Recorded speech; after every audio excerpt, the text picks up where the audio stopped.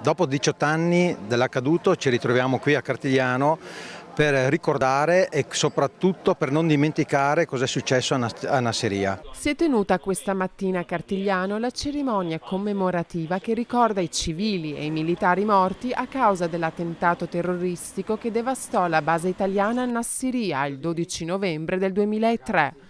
Una cerimonia svolta in presenza di molte autorità locali, regionali e militari, ma specialmente in presenza dei più piccoli, affinché la memoria possa essere trasmessa alle future generazioni. Sono molto felice di vedere qui con noi anche tutti i ragazzi delle scuole, perché proprio a loro deve passare il messaggio che con la guerra non si raggiunge nessun obiettivo. Dopo l'onore ai caduti, il sindaco Germano Rachella, il vicepresidente del Consiglio regionale Nicola Finco, il comandante della stazione Carabinieri di Nova e il luogotenente Menta hanno deposto una corona di alloro portata da 2 rappresentanti delle forze armate al cippo commemorativo collocato proprio in piazzetta Nassiriya. Di ricordare persone che hanno dato il loro sacrificio e hanno cercato di portare il nome dell'Italia all'estero. La parte migliore del nostro popolo, cioè quello di essere altruisti e disponibili nei confronti delle popolazioni, anche quelle straniere.